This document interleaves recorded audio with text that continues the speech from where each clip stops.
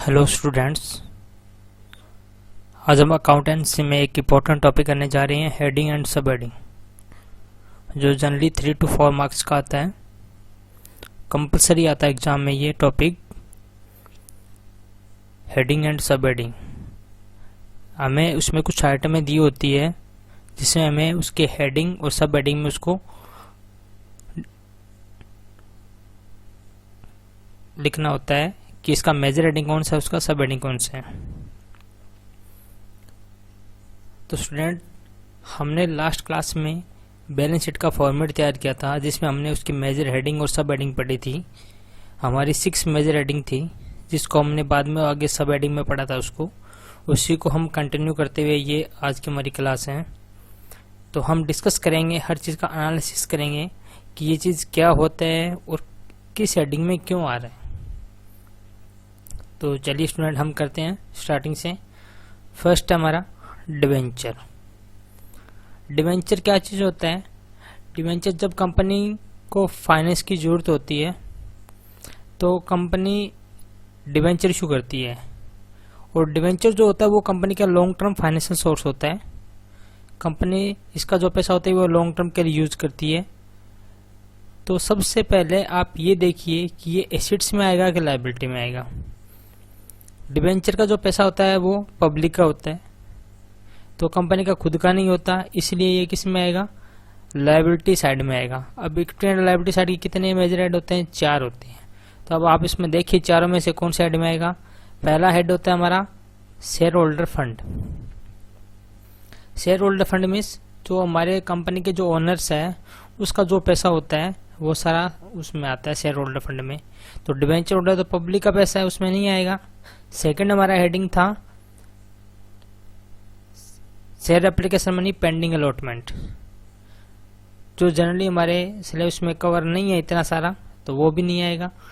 अब बचे main 2 heading, non current liability and current liability.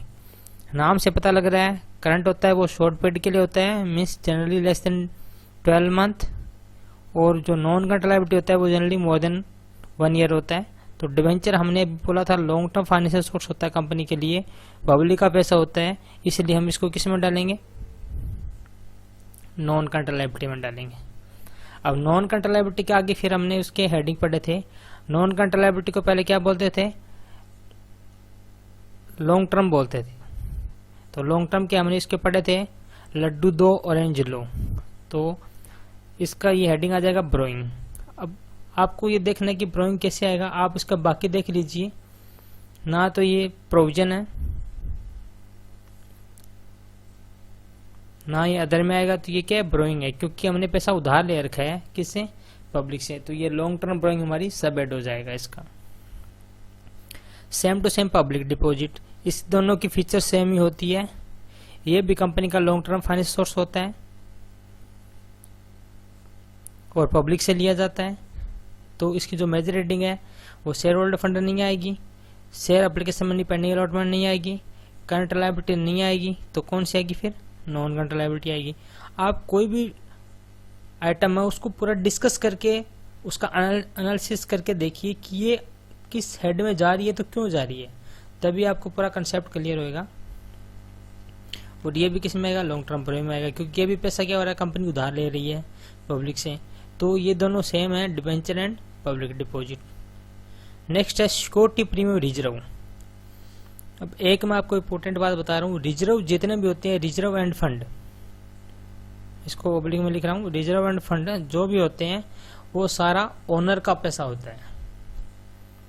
Company के जो ओनर होते हैं वो रिजर्व रखते हैं। वो रिजर्व पर्टिकुलर इमरजेंसी के लिए बनाया जाता है। अगर वो इमरजेंसी अकर नहीं हुई है तो वो पैसा हमारा ही होता है ना, मीन्स ओनर का ही होता है, इसलिए ये शेयर होल्डर फंड में आएगा। ओनर का जितना भी पैसा होता है वो हमेशा शेयर होल्डर फंड में आएगा, और इसका जो सब हेड है वो रिजर्व एंड सरप्लस होगा। ये आप याद कर लीजिए अच्छे से, क्योंकि जनरली जितने भी आइटम दी होती है उसमें एक रिजर्व या फंड का आइटम जरूर होता है, और रिजर्व हमेशा ओनर का पैसा होता है। ओनर का जो पैसा होता है उसको हम शेयर होल्डर फंड बोलते हैं, ओनर्स फंड बोलते हैं, और इसका जो सब हेडिंग होता है वो reserve and surplus. Point number 4 same है, कैपिटल रिजर्व। तो इसके अंदर भी रिजर्व आ गया। तो ये भी शेयर होल्डर फंड और रिजर्व सरप्लस इसका सब हेडिंग हो जाएगा। आ गया फोरफीचर शेयर अकाउंट। अब फोरफीचर शेयर क्या होता है, हम जब कंपनी अकाउंट पढ़ेंगे तब हम बताएंगे कि फोरफीचर शेयर क्या होता है। कंपनी कई बार शेयर इशू करता है पब्लिक को, वो शेयर का जो पैसा होता है वो एक साथ ना लेके इंस्टॉलमेंट में लिया जाता है। कई बार जो शेयर होल्डर होते हैं जिन्होंने शेयर परचेज कर रखा है वो किसी वजह से पैसा नहीं दे पाते हैं, कंपनी उससे पैसा मंगवाती है, नोटिस भेजती है, अगर फिर भी वो पैसा नहीं देता शेयर होल्डर तो कंपनी उसके शेयर को कैंसिल कर देती है, जिसको हम बोलते हैं फोरफीचर शेयर। तो ये भी क्या होता है, एक तरह से शेयर कैपिटल का पार्ट होता है, ये भी ओनर का पैसा होता है। तो ये भी किस में आ जाएगा, शेयर होल्डर फंड में आएगा।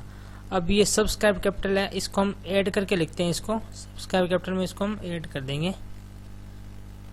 सब्सक्राइब वो होती है जो पब्लिक ने जितना शेयर सब्सक्राइब करे हैं तो उसको हम दिखाएंगे, ये लिख रखा है by way of addition.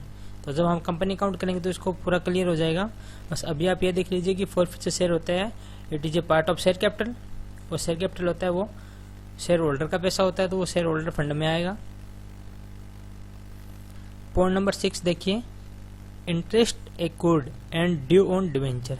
Interest accrued and due on debenture, interest accrued हो गया और अभी हमें देना है, अभी दिया नहीं है, पेंडिंग है, तो इंटरेस्ट देना पड़ेगा। अब आप देखिए, सबसे पहले ये देखिए कि ये एसेट साइड में आएगा, लायबिलिटी में आएगा। आप इसको एरिया डिवाइड कर लीजिए तो ये हमारा लायबिलिटी साइड में आएगा। अब लायबिलिटी साइड में 4 ऐड होते हैं, तो देखिए शेयर होल्डर फंड, ये शेयर होल्डर का पैसा भी नहीं है, सेकंड वाला आप छोड़ दीजिए। अब बचा करंट लायबिलिटी और नॉन करंट लायबिलिटी।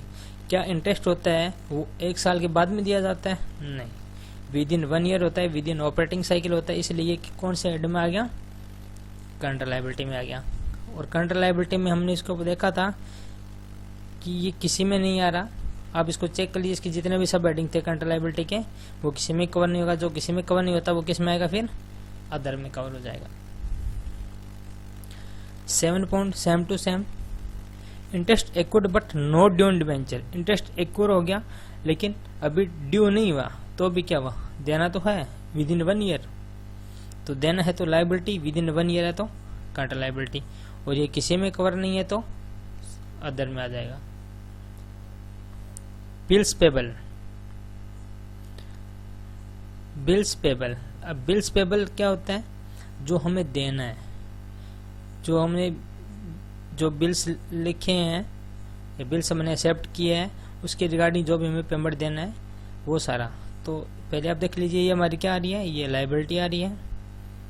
अब लायबिलिटी आ रही है, लायबिलिटी में कौन सा ऐड होगा, आप चेक कर लीजिए, 3 ऐड किसी हाल में नहीं होंगे, शेयर होल्डर का पैसा नहीं है, पेंडिंग अलॉटमेंट नहीं है, नॉन करंट लायबिलिटी नहीं है, तो फिर कौन सा आएगा, करंट लायबिलिटी। अब करंट लायबिलिटी में आपने एक सब हेडिंग जरूर पढ़ा होगा, ये वाला trade payable.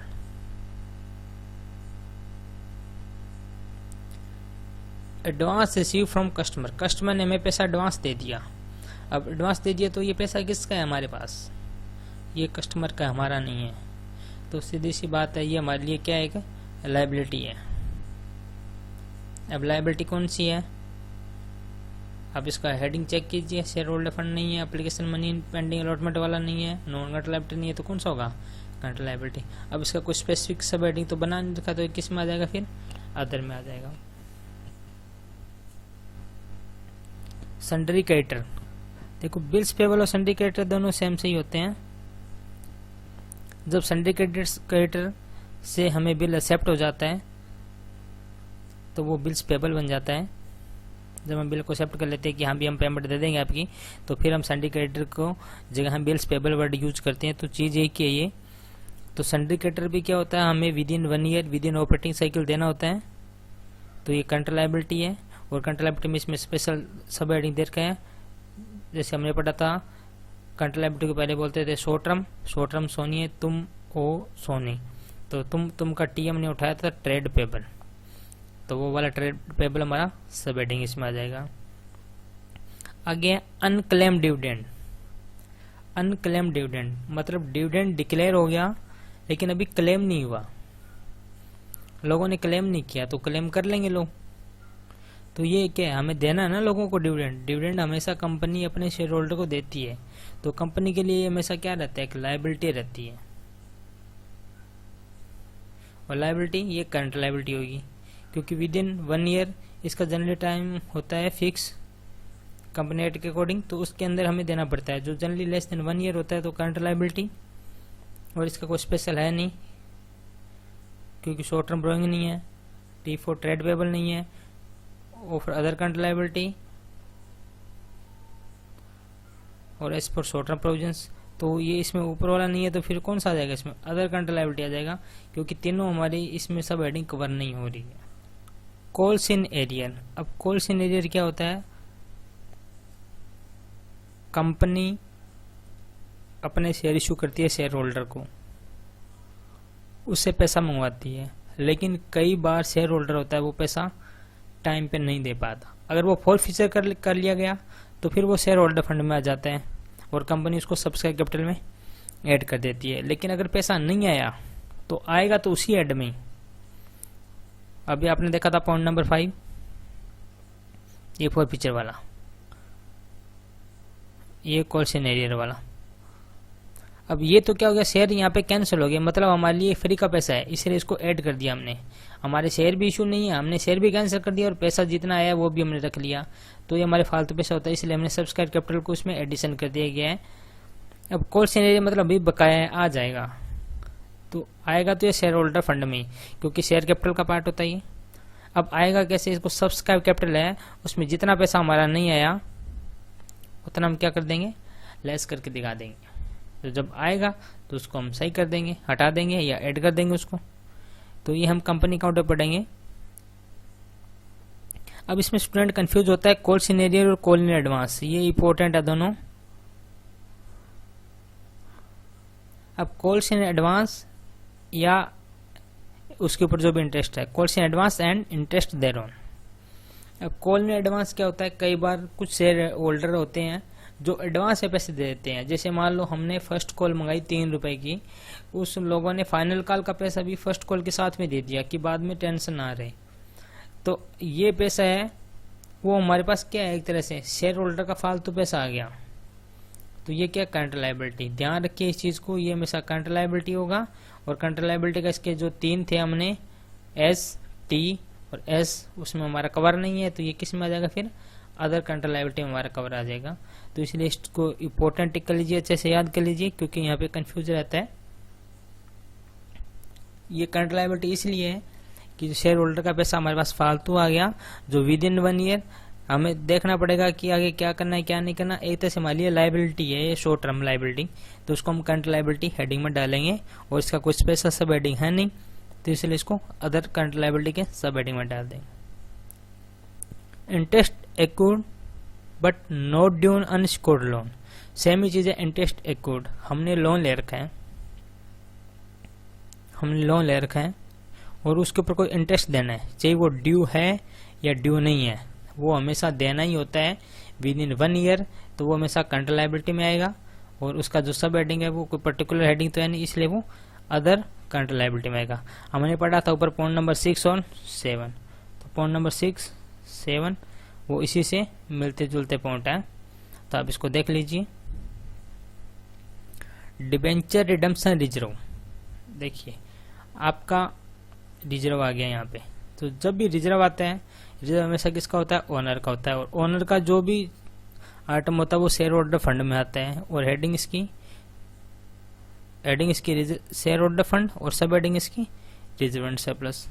Capital redemption reserve, ये भी रिजर्व बनाया जाता है, किसका पैसा होता है? शेयर होल्डर का होता है, तो शेयर होल्डर फंड, और सब heading reserve and surplus. Advance from customer, लेकिन ब्रैकेट में लिखेगा लॉन्ग टर्म, हमें एडवांस मिल गया कस्टमर से। अगर लॉन्ग टर्म है तो नॉन करंट लायबिलिटी, और अगर पॉइंट नंबर 9 में हमारा कुछ नहीं दे रखा तो हम ये जूम करेंगे कि वो हमारा शॉर्ट टर्म के लिए एडवांस मिला है। तो एक ही चीज है, आप इसको ध्यान रखिए, अगर लॉन्ग टर्म है तो नॉन करंट लायबिलिटी, और पॉइंट नंबर 9 में अगर वो कुछ नहीं मेंशन कर रखा तो करंट लायबिलिटी। और अदर करंट लायबिलिटी यहाँ पे अदर लॉन्ग टर्म लायबिलिटी या अदर नॉन करंट लायबिलिटी आप लिख सकते हो, एक ही बात है। Other non current liability. Trade payable,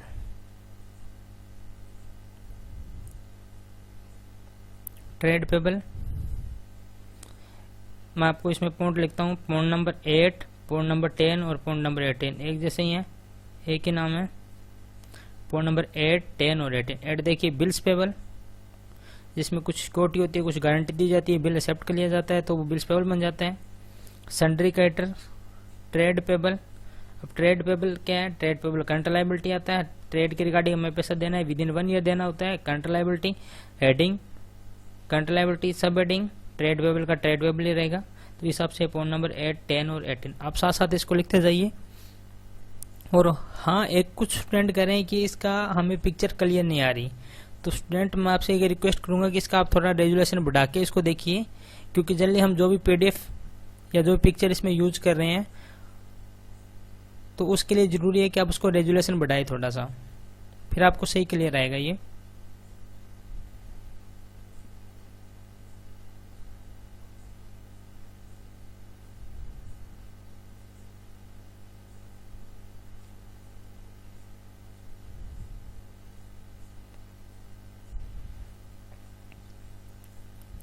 next point 19, provision for tax.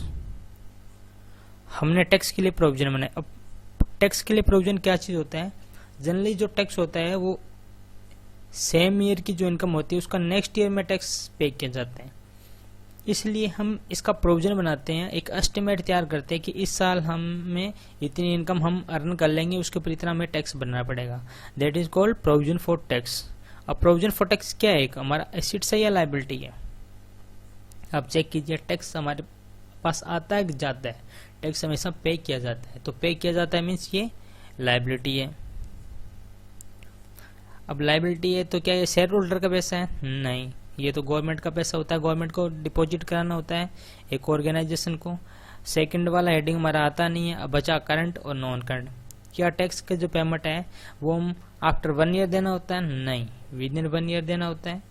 जैसे ही हमारा ईयर खत्म है उसके बाद में हमें रिटर्न बननी पड़ती है, पहले टैक्स बनना पड़ता है, उसके उसमें डिटेल फिल करनी पड़ती है, तो ये हमारा किस में आ जाएगा, करंट लायबिलिटी में। अब करंट लायबिलिटी में देखो, करंट लायबिलिटी हमने पहले पढ़ा था शॉर्ट टर्म बोरोइंग, क्या हमने पैसा ले रखा है, नहीं। फिर ट्रेड पेबल, क्या हमें बिजनेस के रिगार्डिंग पैसा देना है, नहीं, ये तो हमारा अर्निंग के रिगार्डिंग है, हमने जो कमाई की उसके रिगार्डिंग है। फिर हमारा आ रहा है अदर, क्या है अदर, है कोई स्पेशल हेडिंग है अदर, सबसे लास्ट में देखेंगे। एक और इसका शॉर्ट टर्म प्रोविजन, क्या ये शॉर्ट टर्म प्रोविजन है, यस, क्योंकि ये क्या है प्रोविजन फॉर टैक्स, तो इस हिसाब से ये भी हमारा कवर हो जाएगा।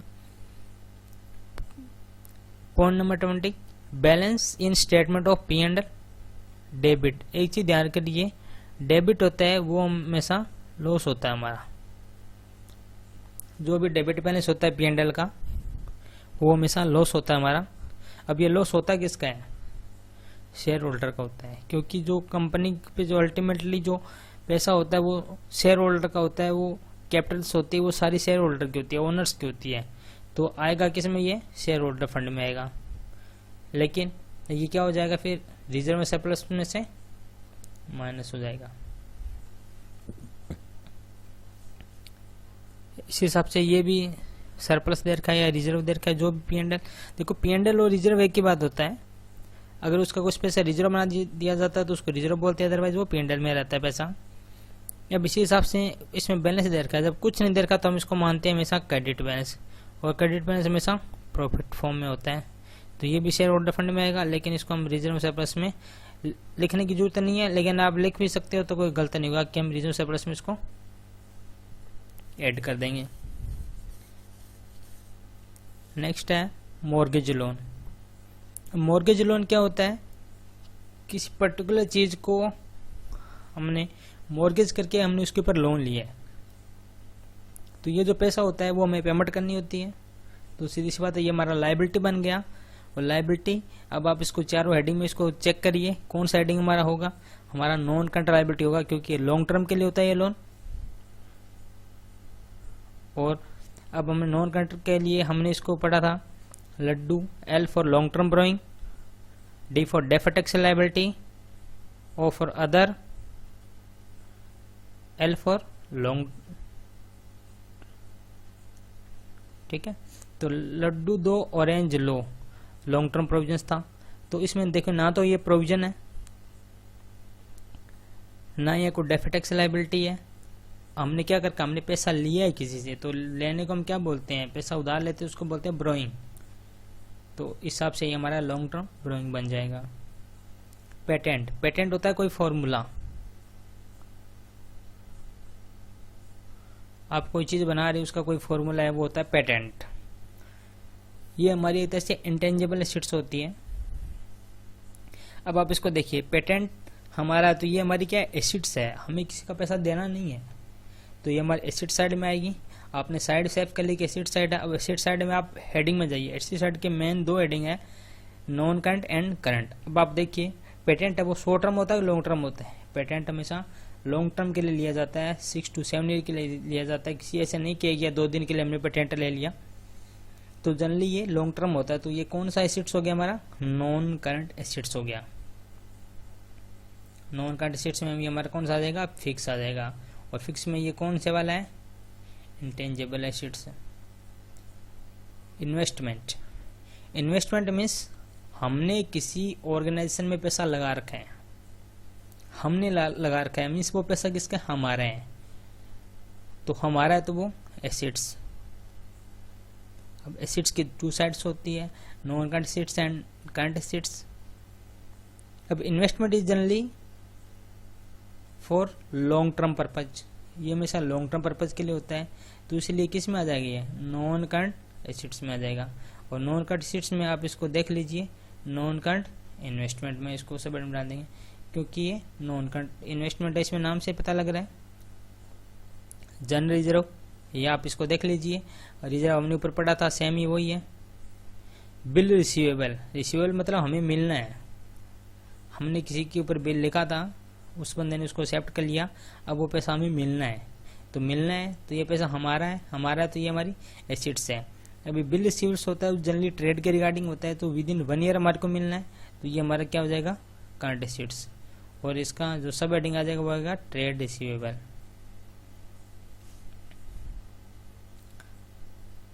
जो कार इतनी तेज, वो तेज वाला टी है, ये trade receivable. Debenture repayable after 3 year, ध्यान रहिए, डिबेंचर अगर सीधा लिखा रखा है डायरेक्ट तो भी हम अज्यूम करते हैं कि वो लॉन्ग टर्म के लिए है, और अगर 3 ईयर के बाद में उसको पे करना है तो भी वो क्या है, लॉन्ग टर्म है। तो ये हमारा ऊपर आ चुका है पॉइंट, नॉन करंट लायबिलिटी और long term borrowing. Loose tools, loose tools क्या होते हैं, जो छोटी छोटी जो आइटम्स होते हैं, जो टूल्स होते हैं, वो होता है, ये हमारी एसेट्स होती है, इसका कोई लॉन्ग टर्म पर्पज नहीं होता। जनरली ये हम जैसे कोई काम करते हैं तो उसमें ये काम आता है, जैसे हम कोई मैन्युफैक्चरिंग कर रहे हैं तो उसके रिगार्डिंग जो भी छोटी मोटी आइटम्स होती है उसको लूज टूल्स बोलते हैं। तो ये करंट एसेट्स में आता है, और ये जनरली इन्वेंट्री का पार्ट होता है। इसको भी आप इंपॉर्टेंट टिक कर लीजिए, इसमें भी स्टूडेंट कंफ्यूज होते हैं। ये भी हमारा इन्वेंट्री का एक इंपॉर्टेंट पार्ट होता है। जनरली मैन्युफैक्चरिंग कंपनियां होती है, उनके यहाँ पे लूज टूल्स होते हैं। Current maturity of long term debt, अगर आपका सीधा लिखा होता है लॉन्ग टर्म डेट, तो ये हम long term liability means non current liability में डालते। लेकिन ध्यान रखिए यहाँ पे क्या है, करंट मैच्योरिटी, हमारा जो डेट था वो तो लॉन्ग टर्म था, बट उसकी मैच्योरिटी इसी ईयर है, means maturity in same year, same year में है। जब सेम ईयर में मैच्योरिटी होगी तो वो क्या होगा, करंट लायबिलिटी हो जाएगा। और इसकी सब हेडिंग, ये कोई ब्रोइंग नहीं है, ब्रोइंग तब होता है जब हम लॉन्ग टर्म लेते तो, लेकिन अब इसका मैच्योर है, उसका पेमेंट करना है, तो ये हमारा अदर करंट लायबिलिटी में आ जाएगा।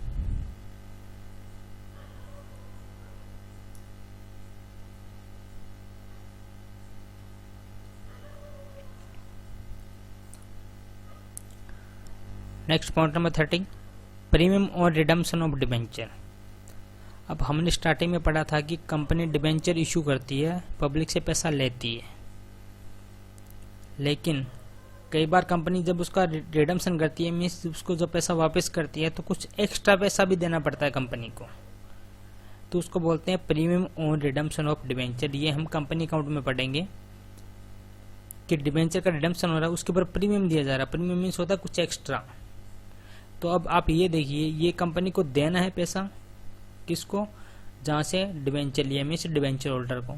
तो एक तो ये डिसाइड कर लीजिए कि एसेट्स है या लायबिलिटी। ये देना है पैसा, इसके लिए क्या है, लायबिलिटी है।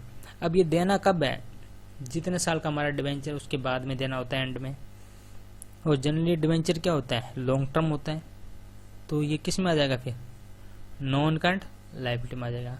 कोई स्पेशल हेडिंग है नहीं क्योंकि ये प्रीमियम देना है, तो अदर लॉन्ग टर्म लायबिलिटी में। जैसे इंटरेस्ट देना होता है, इंटरेस्ट विद इन ईयर देना होता है, जबकि प्रीमियम होता है वो on the maturity of debenture. Debenture की जो मैच्योरिटी डेट आएगी उसका जो टाइम पीरियड होगा उसका ओवर हो जाएगा, उसके बाद में देना पड़ता है। इसलिए प्रीमियम नॉन करंट लायबिलिटी होता है। और ऊपर हमने पढ़ा था इंटरेस्ट होता है विद इन ईयर, तो वो करंट लायबिलिटी होता है। और उसका कोई स्पेशल सब हेडिंग तो है नहीं, तो इसलिए किस में डाल रखा है उसको, other long term liability. Balance with bank, bank में बैलेंस पड़ा या बैंक बैलेंस बोल दो, तो ये पैसा किसका है, आपका है, एसेट्स आपकी। जो आपका होता है वो एसेट्स होती है, और जो आपका नहीं होता वो लायबिलिटी या इक्विटी में आता है। तो ये आपका है तो ये एसेट्स है। अब आपका है तो बैंक आप इसको विद इन 1 ईयर आप इसको कन्वर्ट कर सकते हो, तो ये आपकी करंट एसेट्स हो जाएगी। और ये कैश एंड कैश इक्विवेलेंट में आ जाएगा आपको, मतलब एक तरह से क्या है, ये कैश के जैसा ही है, cash and cash equivalent. Tax reserve, जब भी रिजर्व है तो बिना देखे आप इसको शेयर होल्डर फंड में रिजर्व सरप्लस में डाल देना। स्टोर एंड स्पेयर्स, जैसे हमने पढ़ा था ऊपर loose tools,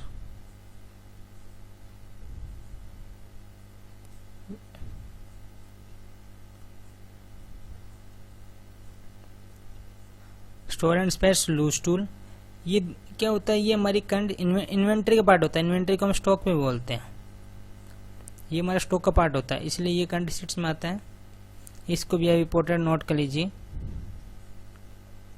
mining right, mining rights क्या होता है, अगर हमें माइनिंग करनी होती है किसी भी माइंस के अंदर तो उसके कुछ राइट्स लिए जाते हैं। ये एक तरह से हमारी इंटेंजिबल एसेट्स होती है, क्योंकि हमारे पास एक्सक्लूसिव राइट होता है उतने टाइम तक का, जनरली ये लॉन्ग टर्म के लिए होता है। तो राइट है हमारे पास, ये हमारी एसेट्स है, इसी को हम यूज करके वहाँ पे माइनिंग करते हैं। तो और लॉन्ग टर्म पर्पज होने की वजह से ये हमारा नॉन करंट एसेट्स है। तो आप इसको सबसे पहले तो एरिया डिसाइड कीजिए कि ये एसेट्स है या लायबिलिटी है। तो राइट्स है हमारा मीन्स हमारी एसेट्स है, और माइनिंग राइट हमेशा लॉन्ग टर्म के लिए होता है। आप माइनिंग के लिए लेते हो जनरली 3 to 4 ईयर के लिए, तो वो हमारे किस में आ जाएगा, नॉन करंट में आ जाएगा। अब इसको चेक कीजिए, कोई स्पेशल है इसका, फिक्स एसेट्स और intangible assets. Encashment of employee on leave payable on retirement, एक चीज आप ध्यान रखिए, इसको इम्पोर्टेंट टिक कर लीजिए। एम्प्लॉय के बेनिफिट के रिगार्डिंग कोई भी स्कीम है, उसमें अगर आप कुछ पैसा देना है या कुछ भी करना है, वो हमेशा नॉन करंट लायबिलिटी में होगा। क्योंकि एम्प्लॉय ये पैसा कब दिया जाता है, जब एम्प्लॉय रिटायर होता है या कुछ भी ऐसा होता है, जैसे हम पढ़ेंगे आगे पेंशन आएगा, एम्प्लॉय बेनिफिट स्कीम में कुछ पैसा डाल दिया, या इस तरह की कोई बातें होती है, वो सारी रिटायरमेंट बेनिफिट, तो ये सारी नॉन करंट लायबिलिटी आएगी। क्योंकि इसमें पैसा हमें आज नहीं देना है, इट मीन्स लायबिलिटी। अब liability shareholder fund, no. Application money pending allotment, no. Non current liability और करंट लायबिलिटी दो बच गए हमारे। तो आप देखिए, करंट में देना है तो करंट लायबिलिटी, लॉन्ग टर्म में देना है तो नॉन करंट लायबिलिटी। और एम्प्लॉय रिटायरमेंट जनरली बाद में होता है, लॉन्ग टर्म में होता है, तो नॉन करंट लायबिलिटी। और अभी आप इसका क्या बना रहे हो, अभी तो आप प्रोविजन बना रहे हो, पैसा तो तब देना पड़ेगा जब आप वो रिटायर हो जाएगा। तो सब्सिडी रिजर्व कोई भी हो, share holder fund, reserve and surplus. Copyright भी एक तरह से क्या होता है, इंटेंजिबल एसेट्स होती है। जितनी भी इंटेंजिबल एसेट्स होती है वो हमेशा लॉन्ग टर्म पर्पज के लिए यूज की जाती है, इसलिए वो नॉन करंट एसेट्स होती है। और फिक्स एसेट्स और इंटेंजिबल, ऊपर भी 2-3 पॉइंट आए थे, आप इसको देख लीजिएगा। जैसे माइनिंग राइट था, पेटेंट था। एक्रूड इनकम वो होती है जो इनकम हमने कमा ली, जो हमने इनकम कमा ली, इसका मतलब वो पैसा हमारा हो गया, वो एसेट्स हमारी हो गई। अब एसेट्स हो गई तो हमें वो क्या है, वो हमारी करंट एसेट्स है, वो शॉर्ट टर्म में आएगा हमारे पास पैसा, और उसका कोई पर्टिकुलर सब हेडिंग है नहीं, तो अदर में डाल दिया। Provision for employee benefit, same point ये 35 वाला, एम्प्लॉय के बेनिफिट के रिगार्डिंग कोई भी प्रोविजन बनाते हैं तो वो हमारा नॉन करंट लायबिलिटी में आएगा, क्योंकि एम्प्लॉय का बेनिफिट के रिगार्डिंग जो भी होता है वो हमें उस टाइम देना होता है जिस टाइम वो रिटायर हो रहा है। तो रिटायर के रिगार्डिंग जो भी प्रोविजन बनाया जाता है that is called non current liability and sub heading is long term provision.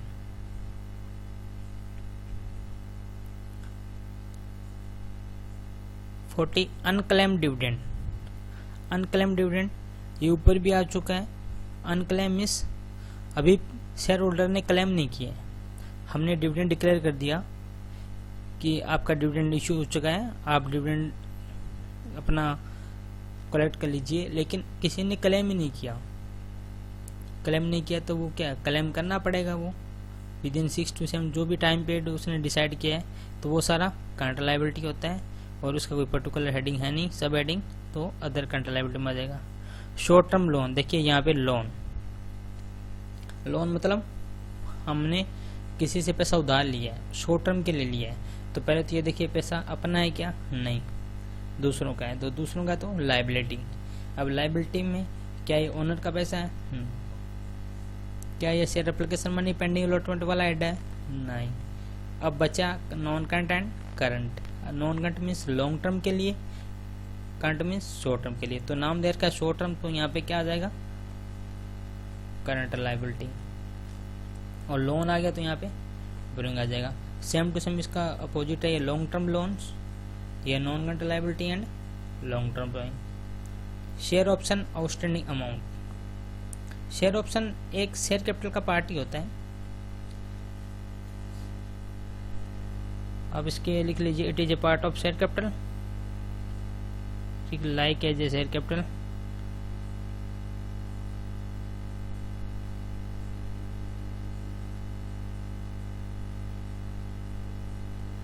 It is like as share capital reserve. Share option outstanding amount, इसके लिए रिजर्व बनाया जाता है शेयर कैपिटल का, तो ये भी शेयर होल्डर फंड में आता है और रिजर्व एंड सरप्लस के अंदर आ जाएगा। कंप्यूटर, ये हम लॉन्ग टर्म पर्पज के लिए परचेज करते हैं, बिजनेस का होता है इसलिए एसेट्स होता है, लॉन्ग टर्म पर्पज होता है इसलिए नॉन करंट एसेट्स होता है, और fix asset and tangible. Goodwill ऊपर आया था, पेटेंट, कॉपीराइट, माइनिंग, सारी वही पॉइंट है इसके। अभी हम लिख रहे हैं 34 पॉइंट और 37, उसी से मिलते जुलते पॉइंट है वही सारे। सन्ड्री डेटर, हमें डेटर मीन्स हमें पैसा लेना है किसी से। ऊपर एक पॉइंट आया था बिल रिसीवेबल, वो भी पैसा लेना था।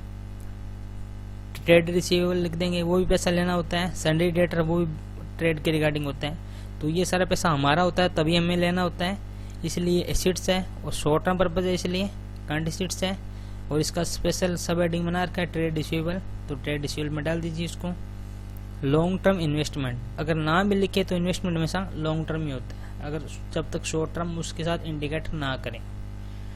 लॉन्ग टर्म इन्वेस्टमेंट ये क्या होता है, हमने किसी दूसरे ऑर्गेनाइजेशन में पैसा इन्वेस्ट कर रखा है, इट मीन्स वो पैसा हमारा है, हमारा मीन्स एसेट्स हमारी, लॉन्ग टर्म पर्पज है इसलिए नॉन करंट एसेट्स और नॉन करंट इन्वेस्टमेंट इसका सब हेडिंग है।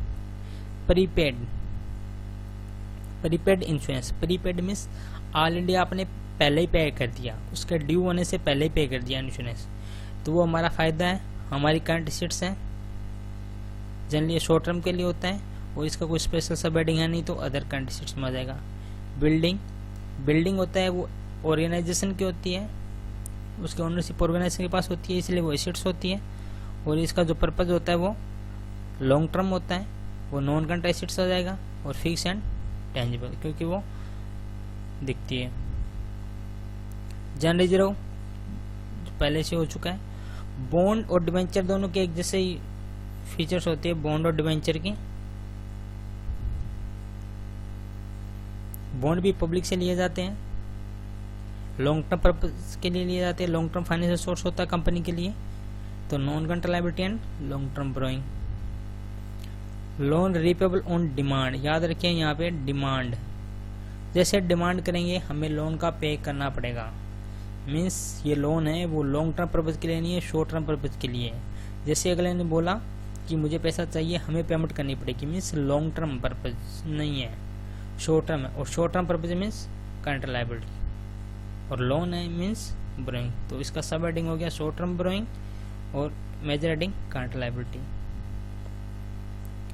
इनकम रिसीव्ड इन एडवांस, आपको एडवांस में पैसा मिल गया, आपने अभी तक काम नहीं किया तो आपको काम करना पड़ेगा। इट मीन्स ये एक आपके लिए लायबिलिटी है।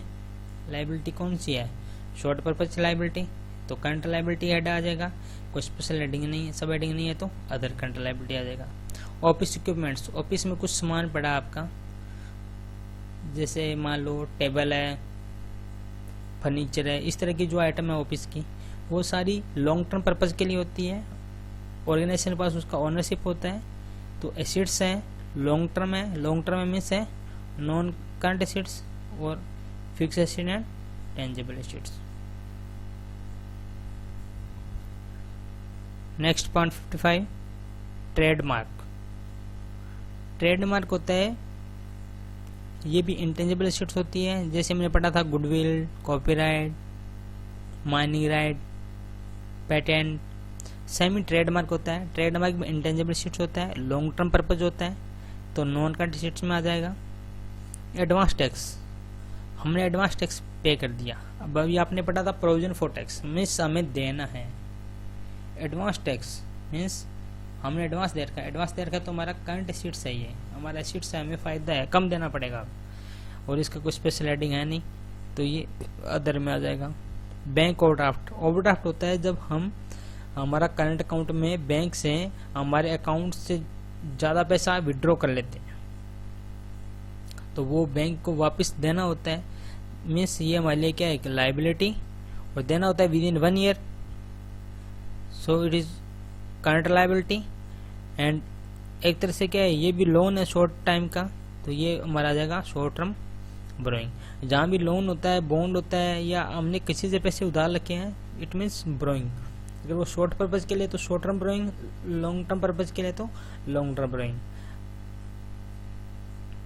चेक, ड्राफ्ट इन हैंड, आपके पास कोई ड्राफ्ट है, डीडी बनवा रखा है या चेक जो भी है, वो एक तरह से क्या होता है, यह सारा बैंक की तरह ही काम होता है। हमने पढ़ा था बैलेंस विद बैंक, तो वो भी हमारा करंट एसेट्स आ जाएगा। और कैश एंड कैश इक्विवेलेंट्स में से कैश की तरह इसकी सब heading. Stock in trade, inventory हमने पढ़ा था, एक ही चीज़ है। Stock in trade current assets होता है हमारा। स्टॉक हम जनरली विद इन 1 ईयर उसको हम मनी में कन्वर्ट कर लेते हैं, कैश में कन्वर्ट कर लेते हैं, बेचने के लिए रखते हैं। लॉन्ग टर्म पर्पज नहीं होता स्टॉक का, सो it is A current assets होता है, शॉर्ट टर्म के लिए होता है, इसलिए करंट एसेट्स। और इसका सब हेडिंग हमने इसका बनाया था इतनी तेज चलाओ, तो I for inventory. Long term provision special mention करके है, प्रोविजन होता है तो ये नॉन करंट लायबिलिटी में जाएगा, लॉन्ग टर्म है। और इसका सब हेडिंग लॉन्ग टर्म प्रोविजन है। Stock of finished goods, stock कोई भी हो, फिनिश्ड गुड्स या किसी का भी स्टॉक हो, स्टॉक होता है। तो स्टॉक अभी मैंने पढ़ा था पॉइंट नंबर 59, करंट एसेट्स और इन्वेंट्री। कंप्यूटर सॉफ्टवेयर, अब इसमें ध्यान रखिए, अगर कंप्यूटर है इट्स मीन्स वो हमारी नॉन करंट एसेट्स है, बट वो फिक्स टेंजिबल है। बट कंप्यूटर सॉफ्टवेयर है वो भी हमारा लॉन्ग टर्म पर्पज के लिए यूज किया जाता है। एसेट्स है तो एसेट्स, लॉन्ग टर्म पर्पज है तो नॉन करंट लायबिलिटी, और फिक्स है और इंटेंजिबल है। क्योंकि सॉफ्टवेयर है तो सॉफ्टवेयर इस चीज को हम फोकस करेंगे। वर्क इन प्रोग्रेस, बिल्डिंग, तो अब आपको बिल्डिंग पे फोकस करना है। बिल्डिंग हमारी क्या है, एसेट्स है, लॉन्ग टर्म पर्पज के लिए बनाई जाती है, यस, तो non current assets. Fix assets है और अभी वर्क इन प्रोग्रेस है, तो आप इसमें डाल दीजिएगा कैपिटल वर्क इन प्रोग्रेस। अगर ये वर्क इन प्रोग्रेस नहीं होता तो यहाँ पे क्या आ जाता, फिर टेंजिबल एसेट्स आ जाता। Intellectual property rights, intellectual property अभी हमने पढ़ा था ऊपर। इंटेलेक्चुअल प्रॉपर्टी राइट्स, जो भी राइट्स होते हैं वो हमारी इंटेंजिबल एसेट्स होते हैं, नॉन करंट एसेट्स में आते हैं। लॉन्ग टर्म पर्पज के लिए हम राइट परचेज करते हैं, it means long term purpose के लिए राइट परचेज करते हैं, राइट हमारा हो गया एसेट्स, लॉन्ग टर्म पर्पज के लिए हो गया non current, but it is under development, अभी बनी नहीं है, अभी बन रही है। तो बन रही है तो आप इसमें भी ये लिख दीजिए, intangible assets under development. Propose dividend, अब एक इम्पोर्टेंट ये है, प्रपोज डिविडेंड। अब प्रपोज डिविडेंड क्या होता है, जनरली कंपनी अपनी जो एजीएम होती है, एनुअल जनरल मीटिंग होती है, उसमें ये डिविडेंड डिक्लेयर करती है कि आपको नेक्स्ट ईयर में इतना डिविडेंड दिया जाएगा इस साल के प्रॉफिट बेस पे। It is generally propose, actual में नहीं होता डिविडेंड, ये सिर्फ प्रपोज कर रही है कंपनी। तो इसका जब हम एंट्री करेंगे वो सारा उसी टाइम करेंगे, तो ये जनरली इसका कोई हेडिंग सब नहीं होता। इसको हम कंटीजेंट लायबिलिटी में लिख सकते हैं कि इतना देना पड़ेगा, मे बी। एक तरह से मे बी वर्ड यूज किया जाता है कि अभी कोई जैसे कंपनी ने डिक्लेयर किया कि 5% देना है, तो ये कंटीजेंट लायबिलिटी में फुटनोट में आते हैं, उसमें हम शो करते हैं प्रोविजन फॉर एक्सपेंसेस। कोई खर्चा है उसके लिए आप प्रोविजन बना रहे हो, और खर्चा वर्ड है तो वो हमेशा कंट्रोल लायबिलिटी के रिगार्डिंग होगा। देना है लायबिलिटी, जैसे प्रोविजन फॉर टैक्स है वो भी क्या एक्सपेंसेस है, कंट्रोल लायबिलिटी। और short term provisions. Capital advance, capital advance, advance देखिए ये हमने दे रखा है, कैपिटल एडवांस जो हमने दे रखा है किसी को। एडवांस वर्ड ही ऐसा होता है जो हमने किसी को दे रखा होता है, तो ये पैसा हमारा है। और कैपिटल टाइप का है, कैपिटल नेचर का आइटम है, ये लॉन्ग टर्म नेचर का है, तो नॉन करंट एसेट्स। तो आप इसका सब लिखिए long term loan and advance. Simple loan मत लिखिए, लोन कभी नहीं आएगा। लोन एंड एडवांस मीन्स ये पैसा हमने दे रखा है। कोई भी डिजाइन, डिजाइन्स ये भी क्या होते हैं, किसी पर्टिकुलर मैन्युफैक्चरिंग कंपनी वो किसी भी डिजाइन को परचेज करती है कि इसको नेक्स्ट 5 ईयर के लिए हम इसको यूज करेंगे, that is called long term purpose and assets. So it is a non current assets and sub heading is fix assets and intangible assets. Share in company, आप इसको इन्वेस्टमेंट पे लिख सकते हो। आपने किसी कंपनी में पैसा लगा रखा है, it is your, so it is assets and purpose is long term, so non current assets and sub heading is non current investment।